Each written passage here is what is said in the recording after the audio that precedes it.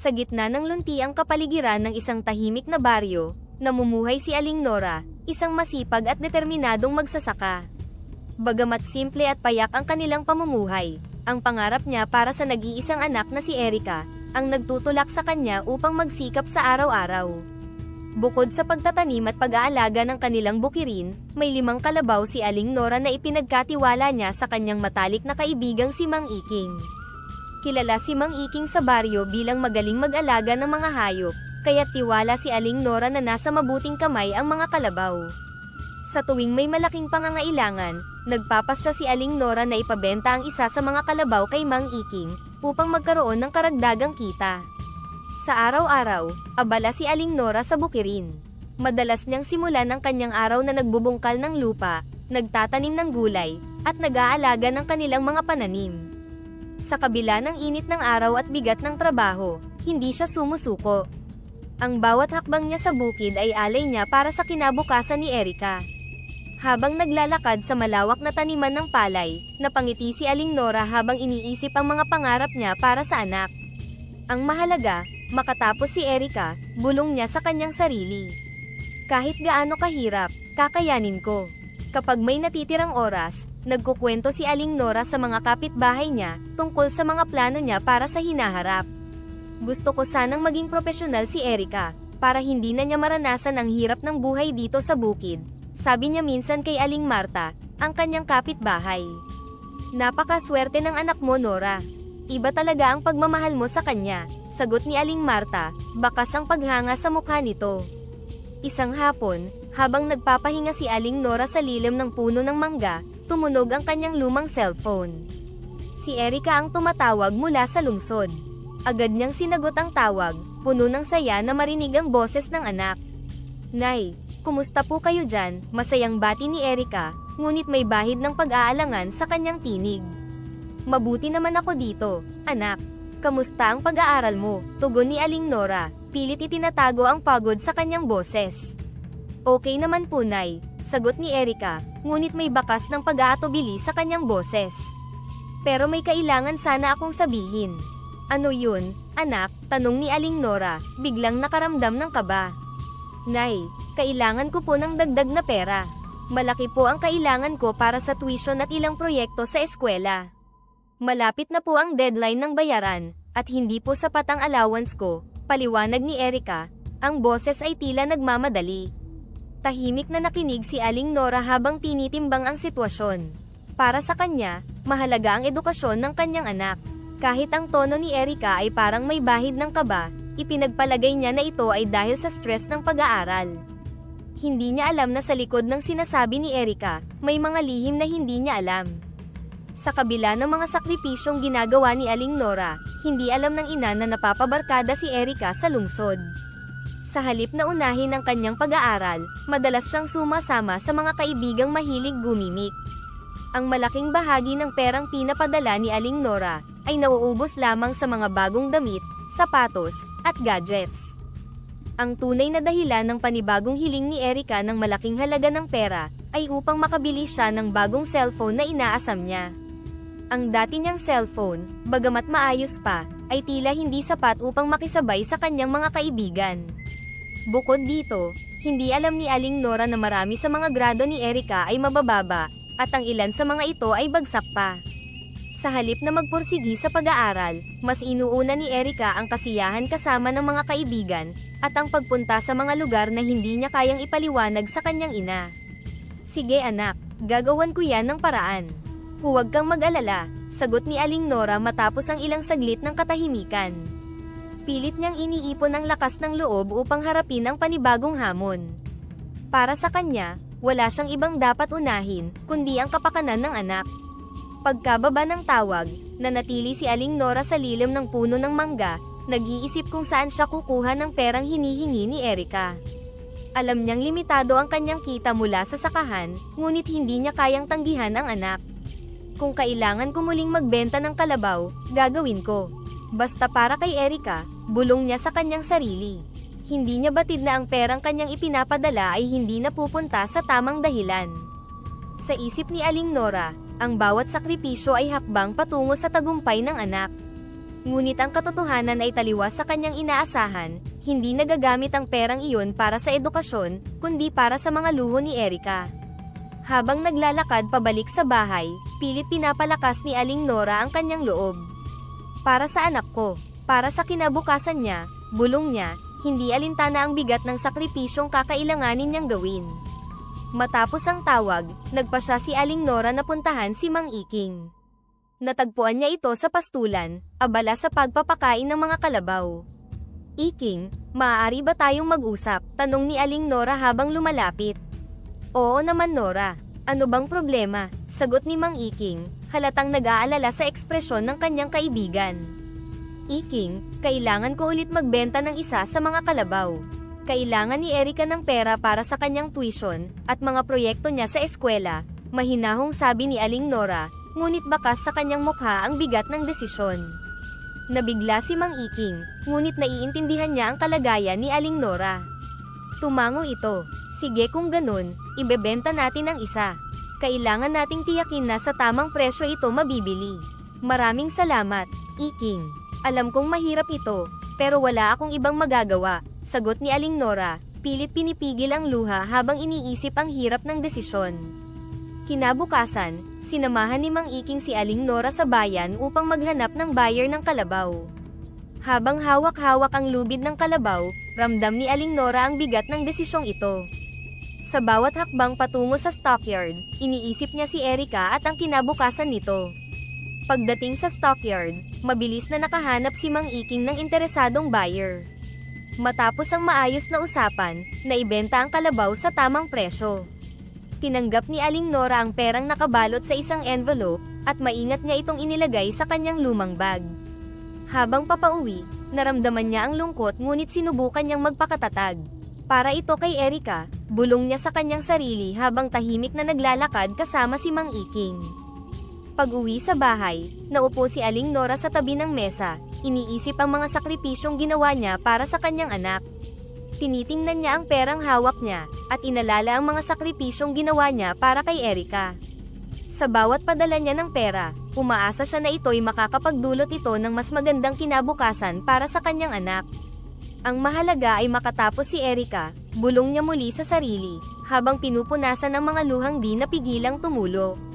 Ito na lang ang paraan ko para maibigay ang pangarap niya.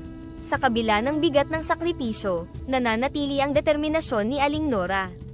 Sa kanyang puso, naroon ang pag-asa na ang lahat ng ito ay magbubunga ng tagumpay para kay Erika.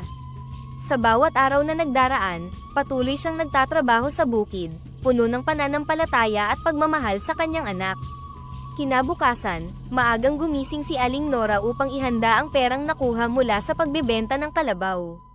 Maingat niyang binalot ito sa isang newspaper, at nagdasal siya ng tahimik. Sana Panginoon, magamit ito ng anak ko para sa kanyang pag-aaral. Sana ay maging maganda ang kinabukasan niya. Matagal na rin mula nang huling makita ni Aling Nora si Erika. Sa kabila ng mga sakripisyo niya, bihira lamang silang mag-usap. Kaya't naisip niyang pagkakataon na ito upang surpresahin ang anak. Bukod sa may hatid ang perang kailangan nito, nais din niyang makita si Erika at matagal nang hindi nakakauwi ito. Pagdating niya sa Maynila, kahit pagod mula sa mahabang biyahe, nanatili ang saya ni Aling Nora. Habang sakay ng jeep patungo sa universidad kung saan nag-aaral si Erika, hindi maiwasan ng kanyang mga mata na humanga sa abala at makulay na buhay sa lungsod. Ang ganda pala rito, napakasigla. Siguro masaya rin si Erika sa buhay niya dito, bulong niya sa sarili. Ngunit kasabay nito, napaisip siya, kumusta na kaya ang anak ko? Maayos kaya ang buhay niya rito? Sana tama ang mga desisyon ko para sa kanya. Nang makarating sa universidad, napansin ni Aling Nora ang malalaking gusali at maayos na paligid. Bumungad sa kanya ang maraming estudyanteng naglalakad sa mahabang daanan, bitbit ang kanilang mga gamit. Napangiti siya habang iniisip ang tagumpay ng anak. Hindi bale nang maghirap ako, basta't maganda ang magiging kinabukasan ng anak ko, wika niya sa sarili, habang tahimik na pinagmamasdan ang mga estudyanteng papasok at palabas. Tumawag siya kay Erika upang magtanong kung nasaan ito. Erika anak, kumusta ka na? Nasaan ka ngayon? Tanong niya, pilit na itinatago ang pananabik. Nasa library po ako, Nay. Abala po ako sa paggawa ng project, sagot ni Erika sa kabilang linya. Narinig ni Aling Nora ang pagmamadali sa boses ng anak, ngunit hindi na niya iyon pinansin. Sige anak, mag-ingat ka palagi, sagot niya bago ibinaba ang tawag. Hindi alam ni Erika na naroroon na pala ang kanyang ina, naghihintay sa labas ng library upang sorpresahin siya. Habang nakaupo sa sementadong upuan, tahimik na pinagmamasdan ni Aling Nora ang mga estudyanteng dumadaan, at napaisip, siguro naman, masaya si Erika. Sana ay nakikihalubilo siya ng maayos sa mga kaklase niya, at nag-aaral siya ng mabuti, para matupad ang mga pangarap niya, bulong niya. Ngunit kasabay nito, naroon din ang takot. Paano kaya kung hindi sapat ang perang dala ko? Paano kung hindi ko maibigay ang lahat ng kailangan niya? Paano kung may pagkukulang ako bilang ina? Sa kabila ng mga tanong, pinalakas niya ang kanyang loob.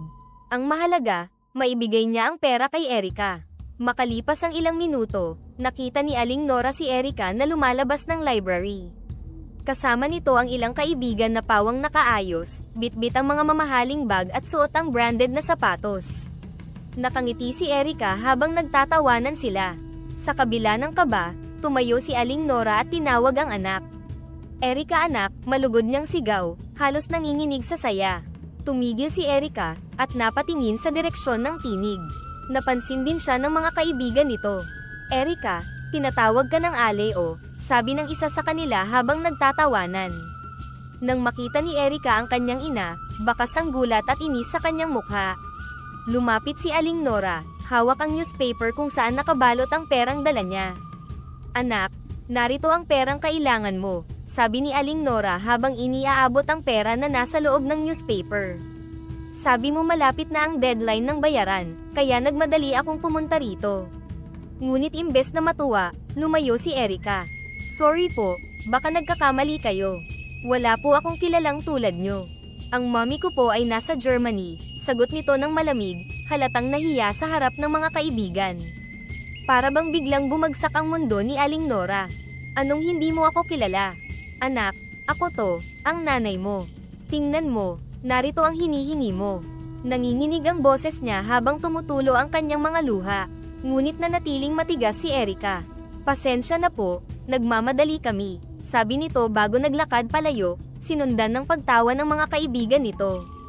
Gulat at hiya ang naramdaman ni Aling Nora, nang marinig ang malamig na pagtanggi ng sariling anak. Ang bigat ng kanyang dibdib ay tila isang mabigat na bato, na hindi niya kayang alisin. Sa bawat hakbang niya palayo, para bang nadadaganan siya ng bawat alaala ng mga sakripisyong ginawa niya para kay Erika, ang bawat araro sa bukid, ang bawat pawis na tumulo, at ang bawat luha ng pagod at pag-aalala. Habang naglalakad papunta sa gilid ng kalsada, para mag-abang ng taxi, halos wala siyang marinig kundi ang paulit-ulit na tanong sa kanyang sarili, bakit, anak? Ano ang nagawa kong mali? Hindi pa ba sapat ang lahat ng sakripisyo ko? Hindi niya maiwasang balikan ang mga masasayang alaala nila noong masaya pa silang magkasama, sa kanilang simpleng bahay sa baryo. Nang makarating sa bus station, naupo siya sa isang sulok, malayo sa karamihan ng tao. Hindi alintana ni Aling Nora ang mga nagdaraang pasahero o ang ingay ng paligid. Tahimik niyang hinugot ang perang binalot niya sa newspaper, at maingat na inilagay ito sa kanyang kandungan. Binuksan niya ito at tinitigan ang laman nito, isang simbolo ng lahat ng kanyang sakripisyo. Para sa kanya lahat ng ito. Lahat ng sakripisyo ko, para sa kanya, bulong niya sa sarili habang tumutulo ang mga luha mula sa kanyang mga mata. Ngunit habang tumatagal, naramdaman niyang hindi lamang emosyonal ang sakit na bumabalot sa kanya. Biglang sumikip ang kanyang dibdib, at tila tumitibok ng masakit ang kanyang ulo. Pilit niyang kinakalma ang kanyang sarili, ngunit unti-unti siyang nawawalan ng lakas. May isang babae ang nakaupo malapit sa kanya, na nakapansin sa kanyang kalagayan. Lumapit ito at tinanong siya, Ate, ayos lang po ba kayo? Kailangan niyo po ba ng tulong? Ngunit hindi na nakasagot si Aling Nora. Maya-maya pa, bigla na lamang siyang nawalan ng malay. Agad siyang dinala ng ilang pasahero sa pinakamalapit na ospital gamit ang taxi. Habang nasa daan papunta sa ospital, tila sumisikip ang bawat hininga niya, na para bang sumisigaw ang kanyang puso ng kirot, na hindi kayang gamutin ng gamot. Sa bawat segundo, iniisip niya si Erika. Anak, mahal na mahal kita. Pagdating sa ospital, mabilis na rumesponde ang mga doktor. Inilagay siya sa emergency room, at ginawa nila ang lahat ng kanilang makakaya upang mailigtas siya. Ngunit ang sakit na dulot ng sama ng loob, at pagkadurog ng puso ni Aling Nora, ay tila mas malalim pa kaysa sa kayang gamutin ng anumang makabagong teknolohiya. Sa kalagitnaan ng kanyang huling hininga, tumulo ang isang luha mula sa kanyang mga mata. Sa kanyang isipan, nariyan ang imahe ng masayang si Erica noong bata pa ito. Mahal na mahal kita anak, mahina niyang sambit bago siya tuluyang bumitiw. Nang mabalitaan ni Erica ang nangyari, tila bumagsak ang buong mundo niya. Halos hindi siya makahinga sa bigat ng konsensyang bumalot sa kanyang puso. Hindi siya makapaniwala na ang huling sandali ng kanyang ina ay puno ng sakit at kalungkutan dahil sa kanyang pagkukulang. Ako ang may kasalanan. Ako ang pumatay kay nanay, paulit-ulit niyang sinasabi habang umiiyak sa kanyang kwarto. Habang naglalakad patungo sa punerarya, parang sinisigaw ng bawat hakbang niya ang pagkakamaling nagawa niya. Sa kanyang isipan, naririnig niya ang boses ng kanyang ina, Erica, anak, mahal na mahal kita. Ang lahat ng ito ay para sa'yo. Ngunit alam niyang wala na siyang magagawa upang maibalik ang oras. Sa wakas, nakaharap si Erica sa kabaong ng kanyang ina. Tahimik niyang tinitigan ang malamig na anyo ni Aling Nora, at ang bigat ng kanyang konsensya ay tila hindi na niya kayang dalhin.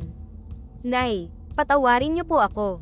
Hindi ko po sinasadya, napakasama ko pong anak. Sana mapatawad niyo po ako, sabi niya habang patuloy ang pagtulo ng kanyang luha. Matapos ang pagpanaw ni Aling Nora, tila bumagsak ang mundo ni Erica.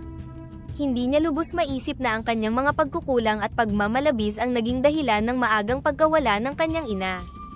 Sa bawat araw na lumilipas, unti-unting nararamdaman ni Erica ang bigat ng kanyang mga kasalanan. Habang nakaupo sa tabi ng puntod ng kanyang ina, tahimik niyang sinambit, Nay, patawarin niyo po ako. Napakasama kong anak, kung kaya ko lang pong ibalik ang panahon, hinding-hindi ko na po sasayangin ang pagmamahal niyo. Ang bawat luha niyang bumagsak sa malamig na lupa, ay sumisimbolo ng pangakong magbabago. Matapos ilibing si Aling Nora, napagdesisyonan ni Erica na manatili sa baryo. Alam niyang wala na siyang matatanggap na suporta upang ipagpatuloy ang kanyang pag-aaral, at higit sa lahat, alam niyang ang sakahan ng kanyang ina ang tanging natitirang alaala nito.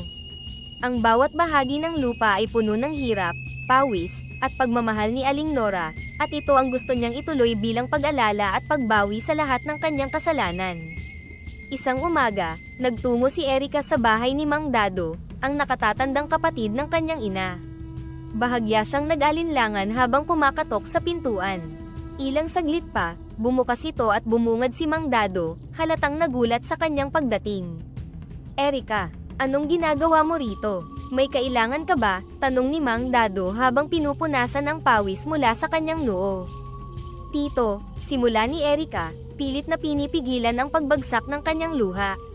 Gusto ko pong humingi ng tulong. Wala na po si nanay, at alam kong ako na po ang kailangang magpatuloy sa sakahan. Pero hindi ko po alam kung paano. Pakiusap po tito, turuan niyo po ako. Napansin ni Mang Dado ang lungkot at pagsisisi sa boses ni Erica. Tumango siya, ngunit may halong pag-aalinlangan. Erica, alam mo bang hindi biro ang magsaka? Ang buhay sa bukid, ay hindi tulad ng buhay mo sa lungsod. Maputik, mahirap, at madalas nakakapagod. Opo tito, alam ko pong mahirap, pero handa po ako. Gagawin ko po ang lahat para maipakita kay nanay, na natutunan ko ang halaga ng lahat ng sakripisyo niya, sagot ni Erica, at tuluyan ng tumulo ang kanyang luha. Napabuntong hininga si Mang Dado. Kung talagang handa ka, Erica, tutulungan kita. Pero tandaan mo, hindi ito madali. Ang bukid ay nangangailangan ng sipag, tiyaga, at dedikasyon. Kinabukasan, dinala ni Mang Dado si Erica sa kanilang bukid. Hindi kalakihan ang lupa, ngunit sapat ito upang magbigay ng ani para sa sariling konsumo at kaunting kita.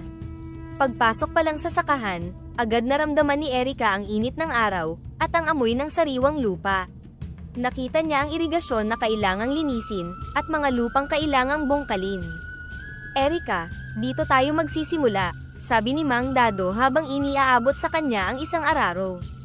Subukan mong itulak ito. Sinubukan ni Erica, ngunit halos madapa siya sa unang hakbang pa lang. Ang bigat naman nito tito, reklamo niya, habang pilit na itinutulak ang araro.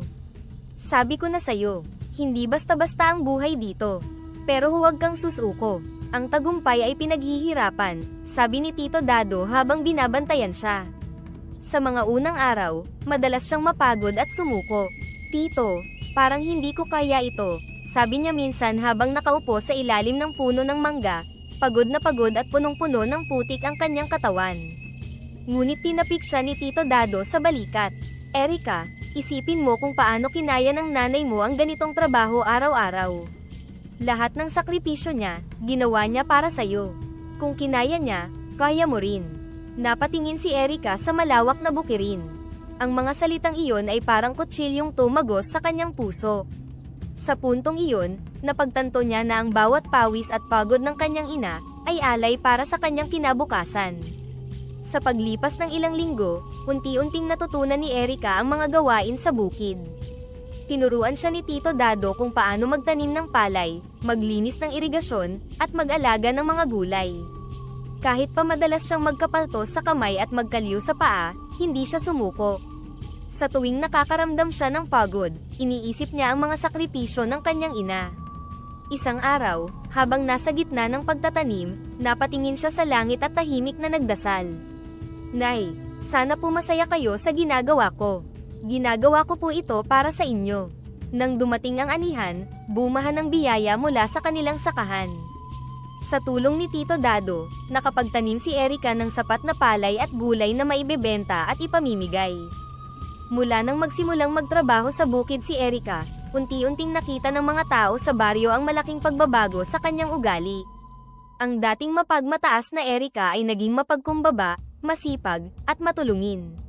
Sa bawat araw na lumilipas, sinisikap niyang itama ang kanyang mga pagkakamali, at ipakita ang natutunan niya mula sa mga sakripisyo ng kanyang ina. Tuwing linggo ng umaga, nagiging bahagi na ng araw ni Erika ang pagpunta sa simbahan. Matapos magsimba, naglalakad siya papunta sa plaza ng baryo, dala ang isang basket ng tinapay.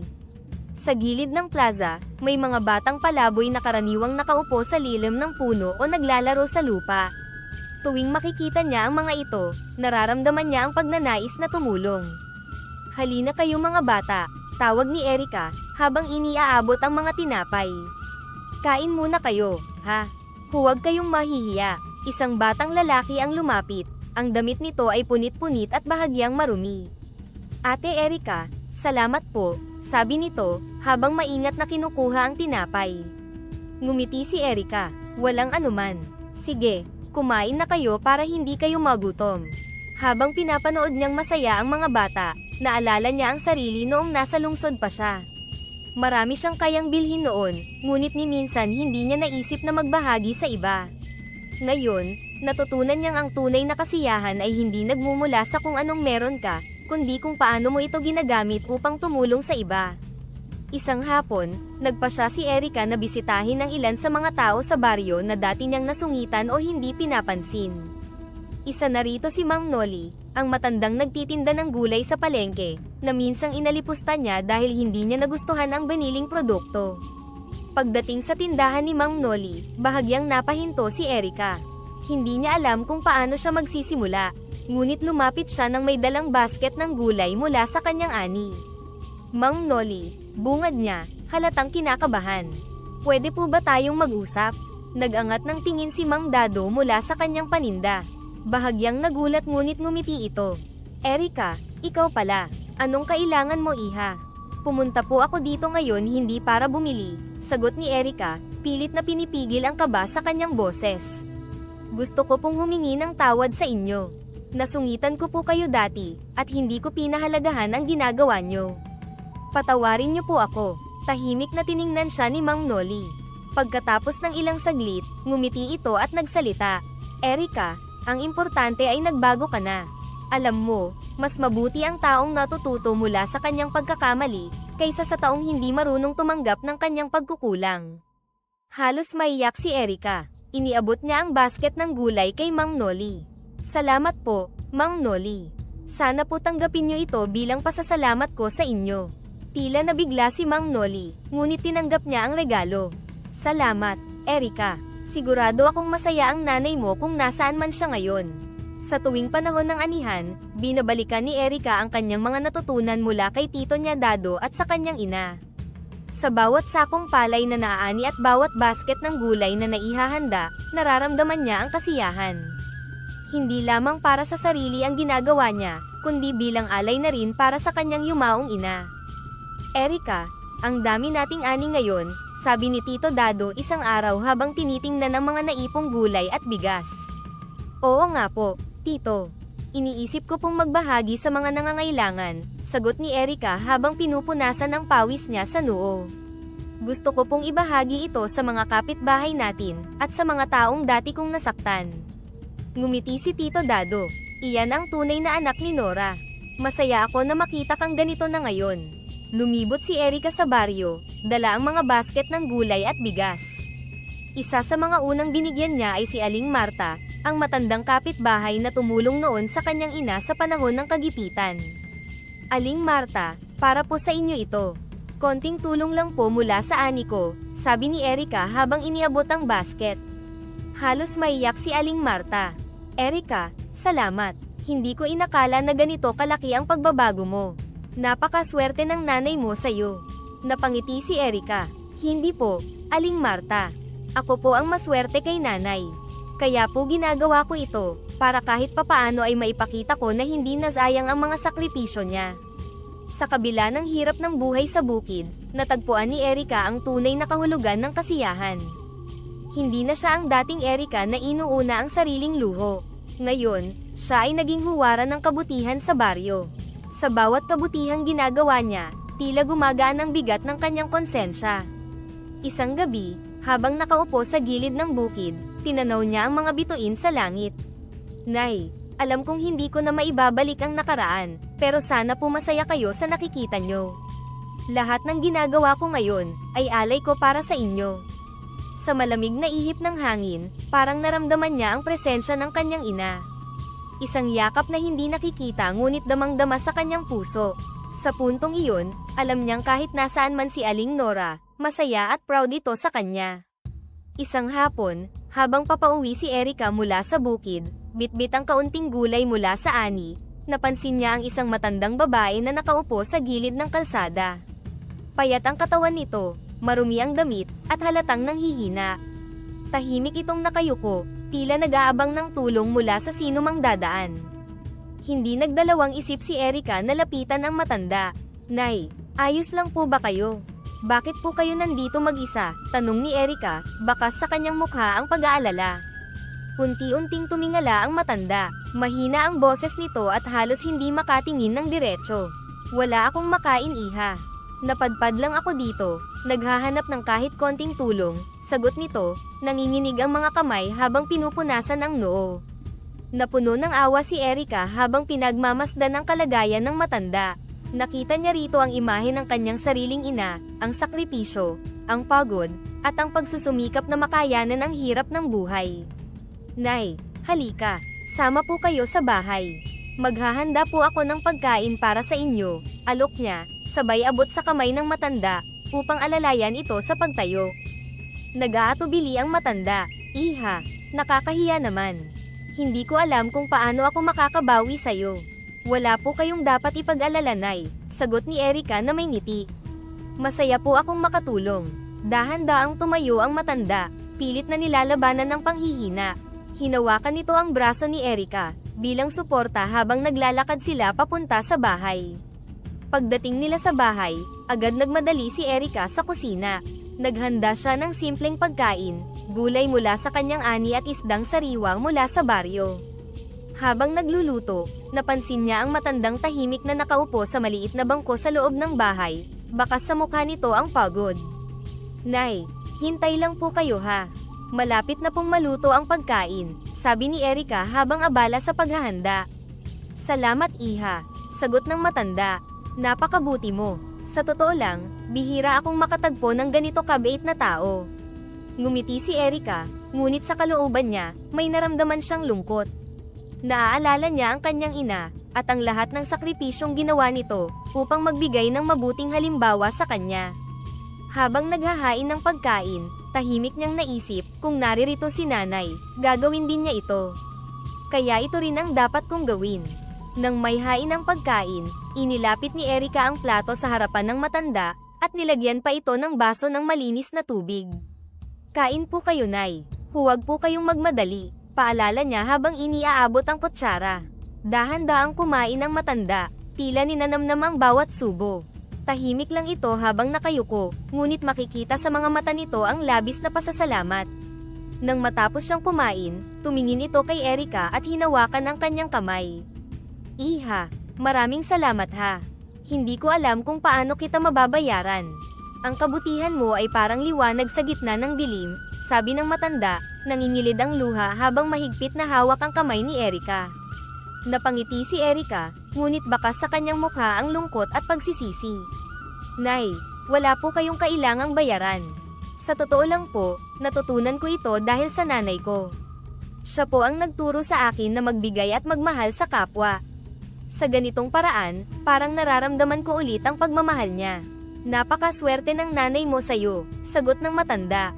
Ang mga tulad mo ang nagpapakita na may pag-asa pa sa mundo. Matapos ang kanilang usapan, napansin ni Erika ang dilim na bumalot sa paligid.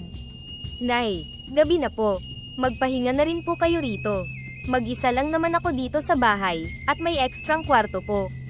Ayaw ko pong maglakad kayo ng ganitong oras. Naku iha, nakakahiya naman sa'yo, sagot ng matanda, halatang nag-aatubili. Huwag na po kayong mahinay. Saka mas mabuti na po yung makapagpahinga kayo ng maayos. Delikado pong maglakad sa gabi, giit ni Erika, sabay alalay sa matanda papunta sa ekstrang kwarto. Dahan-daang inilapag ni Erika ang isang malinis na kumot sa kama, at inilabas ang isa pang unan. Dito po kayo matulog, Nay. Bukas, maaga po tayong mag-aalmusal. Habang nakahiga ang matanda, sinabi nito, salamat ulit iha. Sana marami pang katulad mo sa mundo. Ngumiti si Erika bago isinara ang pinto ng kwarto. Habang nakaupo siya sa kanyang kama, napaisip siya. Kung naririto si nanay, gagawin din niya ito. Kaya gagawin ko rin. Kinabukasan, bago umalis ang matanda, inihatid ito ni Erika sa kalsada. Dala ng matanda ang isang supot ng tinapay na pabaon ni Erika. Hinawakan muli ng matanda ang kamay ni Erika. Iha, hindi ko makakalimutan ang ginawa mo para sa akin. Ipagpatuloy mo ang kabutihan mo. Napakaraming tao ang nangangailangan ng tulad mo. Habang naglalakad palayo ang matanda, napuno ng init ang puso ni Erika. Sa simpleng pagtulong, naramdaman niya ang kahulugan ng tunay na pagmamahal sa iba. Tumayo siya sa may pintuan ng kanyang bahay, tinanaw ang malawak na bukirin at nagsalita, Nay, sana po masaya kayo sa ginagawa ko. Ginagawa ko po ito para sa inyo. Sa bawat araw na lumilipas, ginamit ni Erika ang alaala ng kanyang ina, bilang gabay upang patuloy na magbigay ng liwanag at pagmamahal sa iba, kahit sa pinakamaliliit na paraan. Habang lumilipas ang mga araw, nagpatuloy ang pagbabago sa buhay ni Erika. Ang bawat munting tulong na kanyang naibibigay sa kanyang kapwa, ay nagsilbing mga hakbang sa pagbabago ng kanyang pananaw sa buhay. Isang umaga, habang nagdidilig siya ng mga tanim na gulay, nilapitan siya ni Mang Jose, isang matandang magsasaka sa kanilang baryo. Erika, mukhang malago ang iyong mga pananim ha, bati niya, habang pinagmamasdan ang mga luntiang dahon. Salamat po, Mang Jose. Sinusubukan ko pong gamitin ang mga natutunan ko para mapabuti ang sakahan, sagot ni Erika, na may ngiti sa labi. Naglakad papalapit si Mang Jose at tumabi sa kanya. Alam mo Erika, marami sa atin ang humahanga sa pagbabago mo. Hindi lang sa pagtatanim, kundi pati na rin sa kung paano mo binabago ang iyong buhay at ugali. Napabuntong hininga si Erika. Marami po akong pagkakamali noon, Mang Jose. Ngayon, ginagawa ko ang lahat para maitama ang mga iyon. Gusto kong maging kapaki-pakinabang sa komunidad natin. Napakagandang marinig iyan, tugon ni Mang Jose, tumango-tango. Nakikita ko ang iyong ina sa iyo. Ganoon din siya noon, palaging nag-aalala sa kapakanan ng iba. Tumulo ang luha sa pisngi ni Erika. Sana po, kahit papaano, maipagpatuloy ko ang mga nasimulan ni nanay. Madalas, sa gilid ng bukid, umuupo si Erika upang magmuni-muni. Isang hapon, habang pinagmamasdan ang paglubog ng araw, sinariwa niya ang mga alaala ng kanyang ina. Nay, sana nakikita ninyo ang ginagawa ko. Ginagawa ko po ito hindi lang para sa akin, kundi para rin sa aking kapwa, bulong ni Erika sa hangin. Sa kanyang tabi, naroon si Aling Marta, isa sa mga kapitbahay na tinulungan niya noong mga nakaraang buwan. Erika, maraming salamat sa tulong mo sa amin. Sabi ni Aling Marta, habang magkatabi silang nakatingin sa papalubog na araw. Ngumiti si Erika. Aling Marta, hindi ko po magagawa ito, kung hindi rin po sa tulong ninyo. Kayo po ang nagbigay sa akin ng lakas na harapin ang bawat araw. Lumipas ang ilang buwan simula nang tulungan ni Erika ang matandang babae sa kalsada.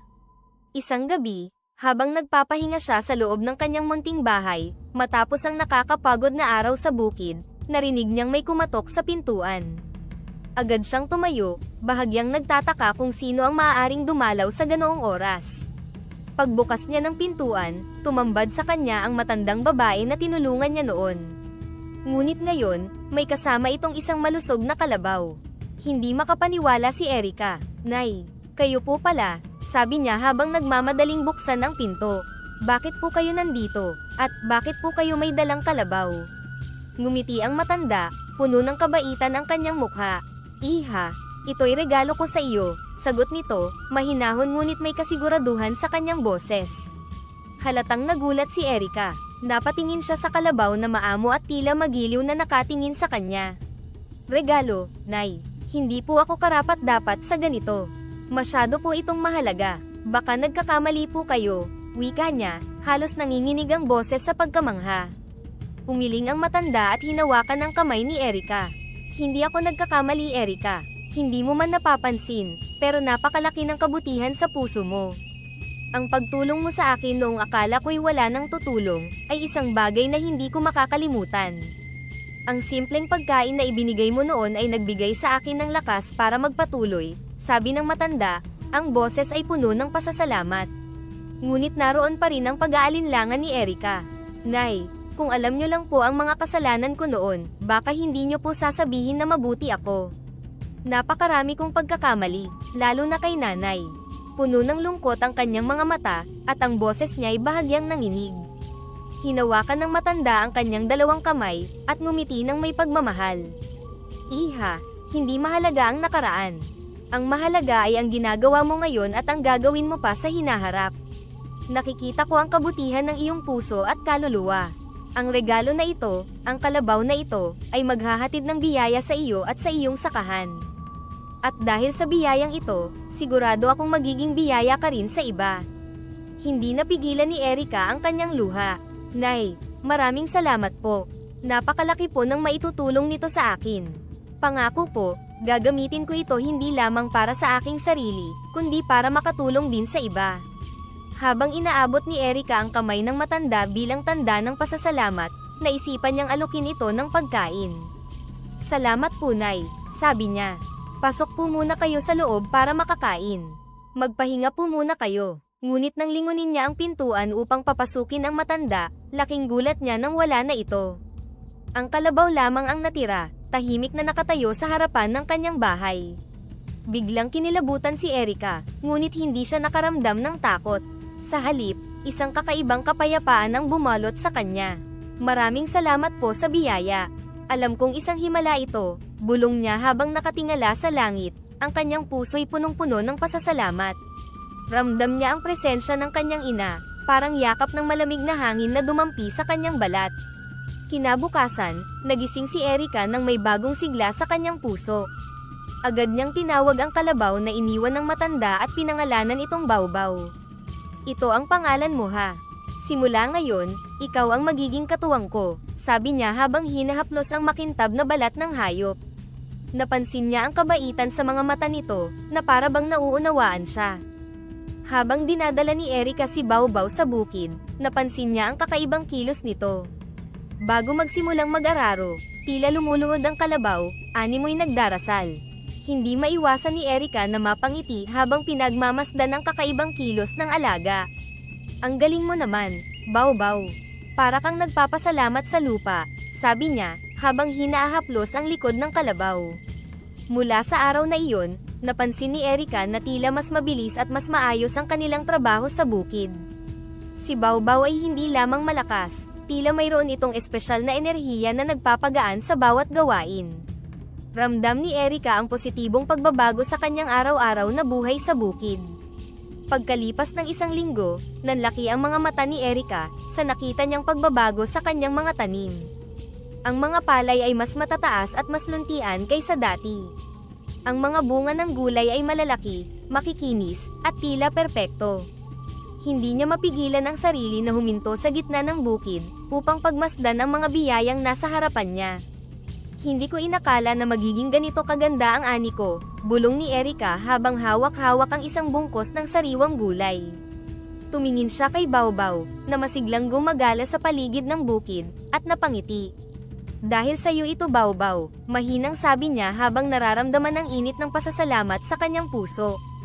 Habang tinitingnan ang masaganang ani, naalala ni Erika ang mga sinabi ng matandang babae, noong gabi na iniwan nito si Baobao sa kanyang pangangalaga.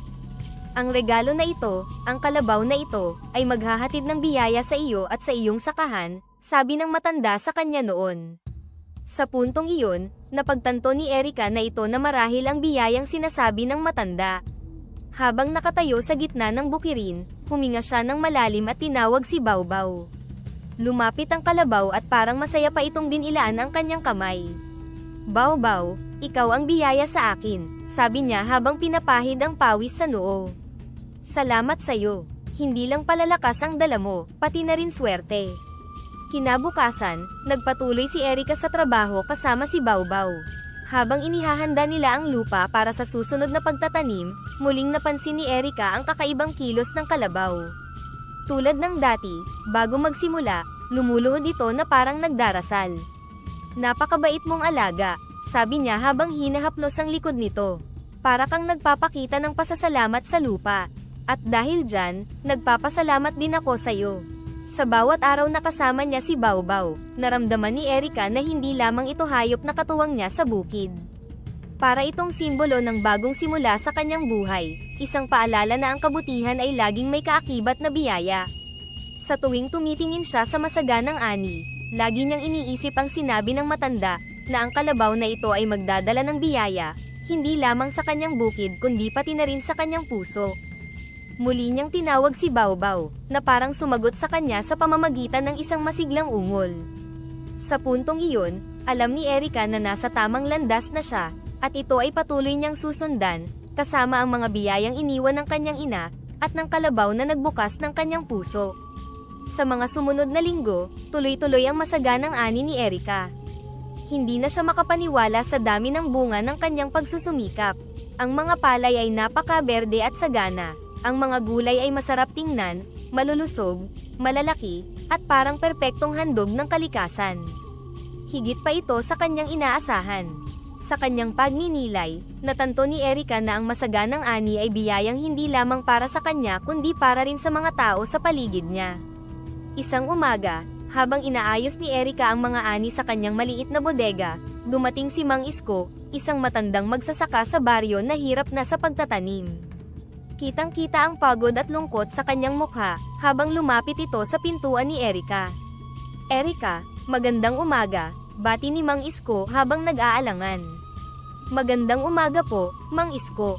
Pasok po kayo, sagot ni Erika, nakangiti habang pinupunasan ang pawis mula sa kanyang noo. Pasensya na sa istorbo, sabi ni Mang Isko. Alam kong napakahirap ng buhay sa bukid, pero baka may sobrang gulay o bigas ka riyan. Alam kong makakayanan ko pa namang magtanim, pero matagal pa bago ako makaani ulit. Medyo kulang na ang pang-araw-araw namin. Napuno ng awa si Erika habang pinagmamasdan ang matanda. Alam niya ang pakiramdam ng mga ilangan at walang ibang malapitan. Mang Isko, hindi po kayo istorbo. Napakarami ko pong ani, higit pa sa kaya kong ubusin. Kumuha po kayo ng gulay at bigas na kailangan ninyo. Habang pinupuno ni Erika ang isang supot ng bigas at basket ng gulay, tahimik na nagmasid si Mang Isko. Hindi niya maiwasang mapansin ang masaganang ani ni Erika. Erika, napakaganda ng ani mo. Parang may himala, ang lupain ninyo dati, kahit maganda, hindi naman ganito kasagana noon. Ngumiti si Erika habang iniaabot ang sako ng palay. Mang Isko, sa totoo lang, malaking tulong si Baobao sa lahat ng ito. Para bang may kakaiba sa kalabaw na iyon. Parang may dalang swerte at inspirasyon. Pero higit doon, natutunan ko na ang sikreto sa masaganang ani ay hindi lang nasa lupa o alaga, kundi nasa puso rin. Nagtaka si Mang Isko, puso, anong ibig mong sabihin iha? Alam niyo po, dati, puro sarili ko lang ang iniisip ko. Sa halip na maging mabuting anak, naging pabaya ako. Pero nang mawala si nanay, na-realize ko na ang buhay ay hindi tungkol sa kung anong makukuha mo, kundi sa kung paano ka makakatulong sa iba. Kaya ngayon, bawat tanim ko, iniisip ko kung paano ito makakatulong sa mga nangangailangan. Parang mas lalo akong pinagpapala, sagot ni Erika, bakas sa boses ang kaseryosohan. Tumango si Mang Isko, halatang napaisip. Tama ka Erika, baka kaya lalo kang binibiyayaan, ay dahil marunong kang magpasalamat at magbahagi. Sa tuwing may anihan, pinagpatuloy ni Erika ang gawain ng pagbabahagi. Hindi niya ito ginagawa para sa papuri, kundi para may bahagi ang biyayang natanggap niya. Isang araw, pumunta siya sa maliit na kapilya sa baryo upang mag-iwan ng bigas para sa mga pamilyang walang makain. Naroroon si Aling Elena, na noon ay hirap ding bumangon mula sa kahirapan. Erika, salamat sa lahat ng tulong mo. Kung alam mo lang kung gaano kalaking bagay ang ginagawa mo sa baryo, sabi ni Aling Elena habang hawak-hawak ang iniabot na bigas. Ngumiti si Erika at tumingin sa langit. Aling Marta, walang anuman po. Masaya po akong magbahagi ng natatanggap kong biyaya. Habang papalapit ang gabi, dama niya ang katahimikan at kaligayahan sa kanyang puso, isang patunay na ang kabutihan ay laging magbubunga ng biyaya, hindi lamang para sa kanya kundi para rin sa buong baryo. Bawat araw sa bukid ay parang panibagong simula para kay Erika. Habang nagsisimula siyang mag-araro, hindi niya mapigil ang humanga kay Baw-Baw, ang kanyang masipag na kalabaw na tila may kakaibang gawi. Bago ito magsimulang magtrabaho, laging lumuluhod si Baw-Baw sa harap ng lupa, na para bang nagdarasal. Sa bawat pagkakataon, napapangiti si Erika at nakikita rito ang isang mensahe ng pasasalamat at pagpapakumbaba. Baw-Baw, napakabuti mong hayop, sabi ni Erika habang hinihimas ang ulo ng kalabaw. Parang lagi kang nagpapasalamat sa lupa. Sana lahat ng tao ay katulad mo, marunong magpahalaga. Tumango-tango si Baw-Baw na parang sumasang-ayon sa kanyang sinabi. Napatawa si Erika. Ikaw talaga, para kang tao. Minsan pakiramdam ko mas naiintindihan mo pa ako kaysa sa ibang tao, dagdag niya, tila nakikipag-usap sa isang matalik na kaibigan. Habang nagtatanim ng palay, patuloy na kinakausap ni Erika si Baw-Baw. Alam mo, minsan iniisip ko, paano kaya kung wala ka sa buhay ko? Siguro, hanggang ngayon, naglalakad pa rin ako sa dilim. Pero simula nang dumating ka, parang ikaw ang ilaw na nagbigay buhay sa akin. Tila sumagot si Baw-Baw sa pamamagitan ng mahinang ungol habang gumagalaw-galaw ang buntot nito. Napangiti si Erika. Aba, nakikinig ka talaga ha. Salamat ha, napakalaking tulong mo sa akin. Kung naririnig lang ito ni nanay, siguradong proud na proud siya sa atin. Habang tumatagal, napapansin ni Erika na hindi lang siya ang may malalim na koneksyon kay Baw-Baw. Sa tuwing dumadaan ang mga kapitbahay sa bukid, pinupuri rin nila ang kalabaw. Erika, ang sipag talaga ng alaga mo. Napakabait at parang may kakaiba sa kanya, bati ni Mang Andres, isa sa mga nakatatandang magsasaka sa baryo. Oo nga po Mang Andres, sagot ni Erika habang pinupunasan ang kanyang pawis. Parang himala itong si Baw-Baw. Hindi lang siya malakas, pero parang naiintindihan niya ang lahat ng ginagawa ko. Tumango si Mang Andres. Ang swerte mo iha. Hindi lahat ng magsasaka ay may alagang ganyan. Kaya ingatan mo siya. Tiyak ko, malayo ang mararating mo dahil sa kanya. Napangiti si Erika. Salamat po Mang Andres. Sisiguraduhin kong alagaan siya ng mabuti. Pagkatapos ng maghapong trabaho, naupo si Erika sa harap ng kanilang bahay, kasama si Baw-Baw na tila tahimik na nagbabantay sa kanya. Pinagmamasdan niya ang kalangitan na punong-puno ng bituin, at buwan na nagbibigay liwanag sa paligid. Alam mo, Baw-Baw, simula niya habang nakatingin sa langit, tuwing gabi, naiisip ko si nanay. Sobrang miss ko na siya. Pero alam mo, dahil sa'yo, parang lagi siyang nandito. Parang ipinapaalala niya sa akin na hindi ko kailangang sumuko, na kailangan kong maging mabuti para maging masaya siya. Muli siyang tumingin kay Baw-Baw, na tila nakikinig ng mabuti. Kung marunong ka lang magsalita, siguro ang dami mong masasabi tungkol sa akin, ano? Pero okay na rin na ganito. Ang mahalaga, andito ka. Habang iniisip ang kanyang nakaraan, napuno ang puso ni Erika ng pasasalamat. Hindi na siya ang dating Erika na makasarili at puno ng galit. Siya na ngayon ay isang tao na marunong magpahalaga, magpasalamat, at magbigay sa iba. Dahil sa patuloy na sagaan ng ani sa tulong ni Baobao, unti-unting gumanda ang kalagayan ni Erika. Hindi lamang niya nabayaran ang lahat ng utang na iniwan ng nakaraan, kundi nagkaroon din siya ng pagkakataong palawakin ang kanyang sakahan. Nabili niya ang mga katabing bukid na dati tigang at hindi natataniman. Sa bawat hakbang na ginawa niya upang mapalago ang kanyang kabuhayan, hindi niya kailanman kinalimutan kung sino ang mga nagbigay inspirasyon sa kanya, ang kanyang ina at ang misteryosong matandang babae. Baobao, tingnan mo ito, sabi niya isang umaga habang nakatayo sa gitna ng kanyang malawak na sakahan. Lahat ng ito ay utang ko sa'yo. Kung wala ka, hindi ko magagawa ang lahat ng ito. Ang kalabaw ay tila sumagot sa kanya, gumalaw ang buntot nito at nagbigay ng mahinang ungol, na parang nagsasabi ng, walang anuman. Sa loob ng ilang buwan, napansin ng mga kapitbahay ang malaking pagbabago sa tahanan ni Erika. Ang dati lumang bahay na yari sa pawid at kahoy, ay naging maayos at mas matibay. Pinagawa niya ito ng bagong bubong, pinalitan ang mga sirang dingding, at nagdagdag ng mas malawak na espasyo para sa kanilang mga kagamitan sa bukid.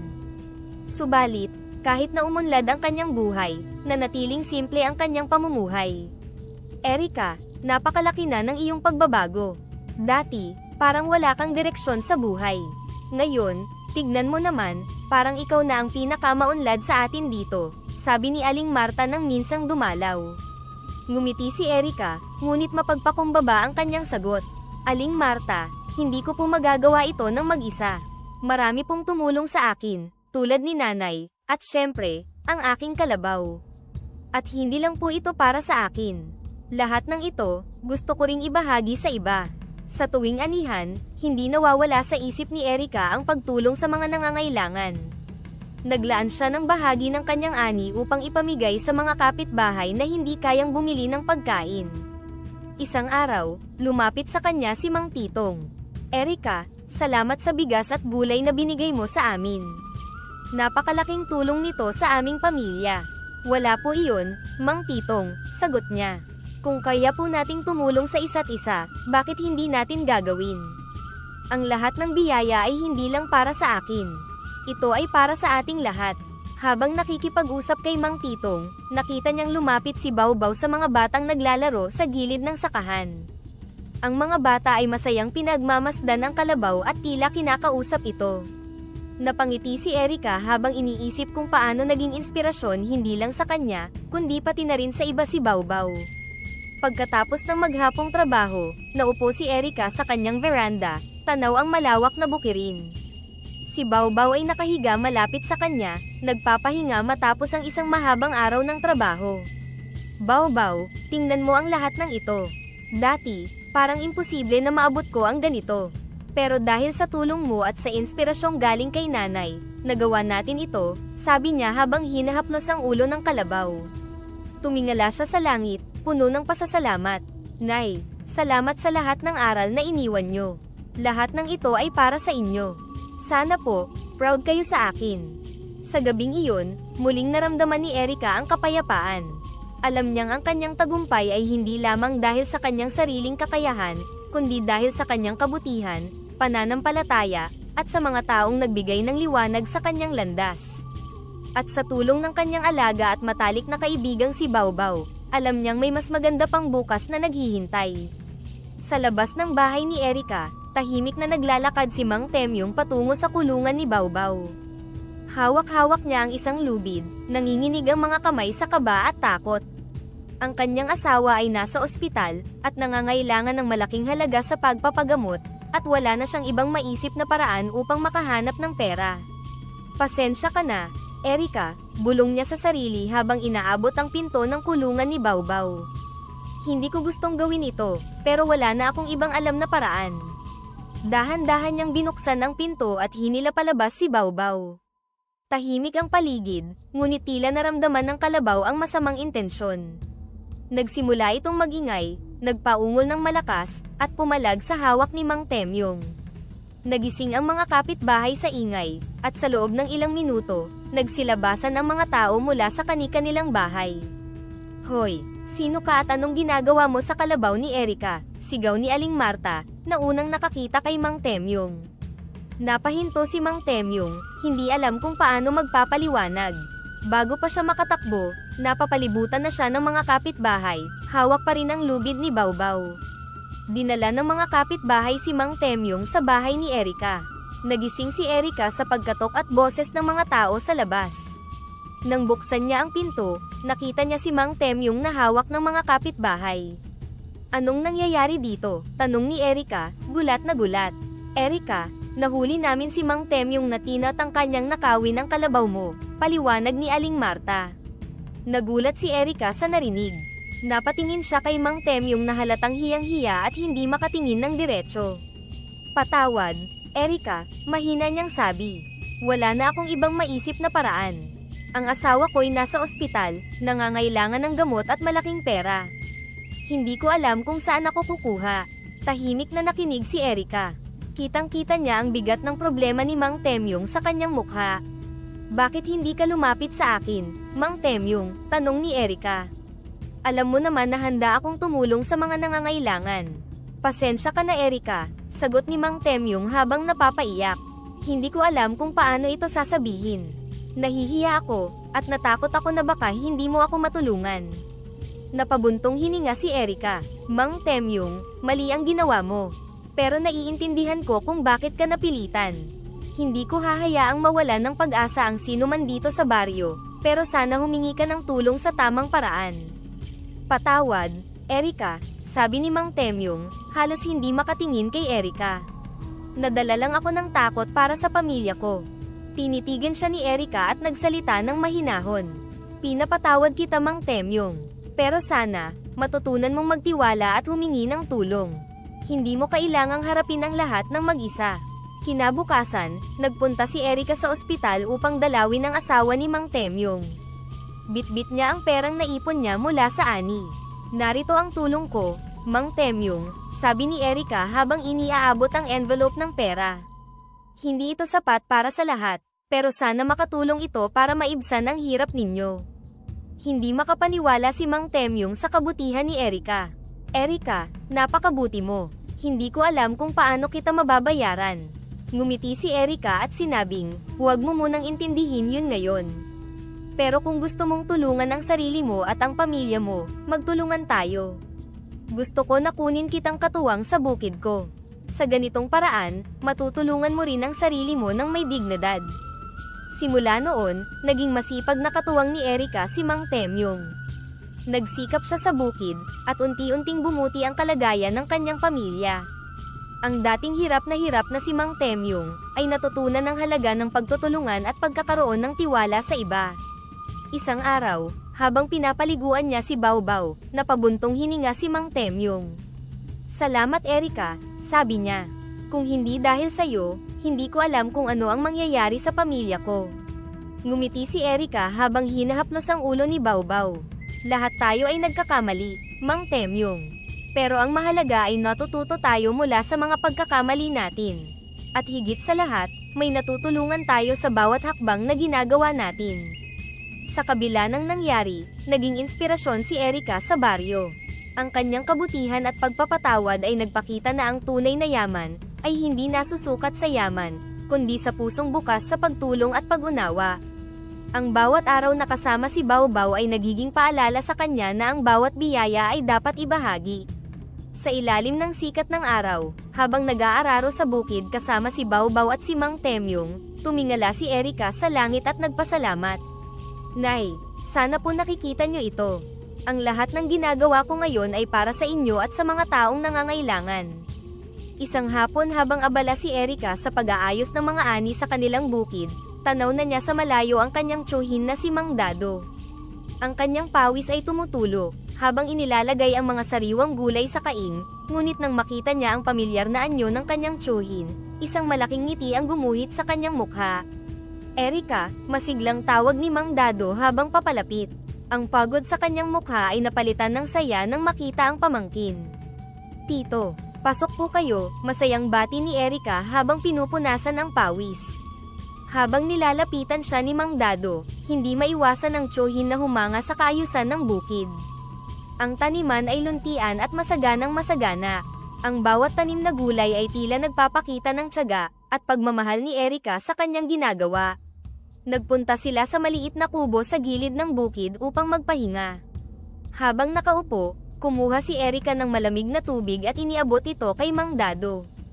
"Kumusta po ang biyahe niyo, Tito?" tanong niya. Ang kanyang tono ay puno ng paggalang at pagmamalasakit.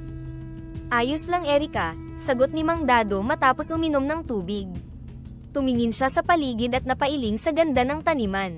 "Pero ikaw, napakalaki ng pinagbago mo. Nakaka-proud ang lahat ng nagawa mo rito. Napakaayos ng bukid mo. Parang kahapon lang, pinapanood kita na hindi alam kung paano magsimula, pero ngayon, aba, parang eksperto ka na." Ngumiti si Erika, halatang nahihiya ngunit masaya. "Salamat po, Tito. Pero hindi ko magagawa ang lahat ng ito kung hindi po dahil sa inyo. Kayo po ang nagturo sa akin ng lahat ng alam ko sa pagsasaka. Lahat po ng ito, utang ko po sa inyo at kay nanay." Napabuntong hininga si Mang Dado. "Erika, hindi ko ituturo sa iyo ang lahat ng iyon kung hindi ko nakikitang may potensyal ka. Ang sipag at tiyaga mo ang nagdala sa iyo sa puntong ito."